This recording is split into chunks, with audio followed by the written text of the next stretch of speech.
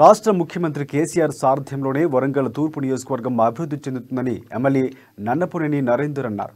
వరంగల్ మున్సిపాలిటీలోని పలు డివిజన్లలో ఆయన పర్యటించారు. 33 డివిజన్ పెరుకువాడ ప్రాంతంలోని నూతన రోడ్డు పనులను పరిశీలించారు. డివిజన్లో గడప గడపకు తిరుగుతూ వారి సమస్యలను అడిగి తెలుసుకున్నారు. సీఎం కేసీఆర్, మంత్రి కేటీఆర్ వరంగల్ అభివృద్ధిపై ప్రత్యేక శ్రద్ధ చూపుతున్నారని ఎమ్మెల్యే అన్నారు.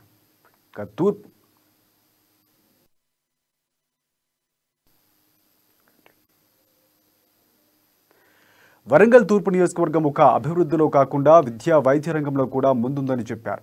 యువతకు ఉద్యోగ అవకాశాల్లో భాగంగా ప్రత్యేక శ్రద్ధతో వారికి కోచింగ్ తరగతులు కూడా ఏర్పాటు చేసి మంచి ర్యాంకులు వచ్చే విధంగా కృషి చేశామని తెలిపారు.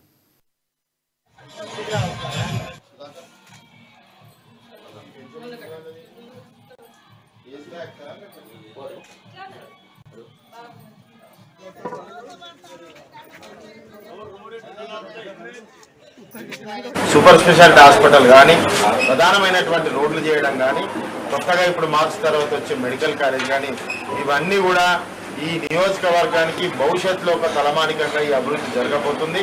అదేవిధంగా చాలామంది కూడా ఇప్పుడు ఉర్సు యొక్క ట్యాంక్ బండ్ కానీ అదేవిధంగా అందరూ కూడా అభివృద్ధి చెందాలని ఒక సంకల్పంతో ఇంత మద్దతుగా వారి ఆశీర్వాదంతో ముందుకు పోతున్నాం.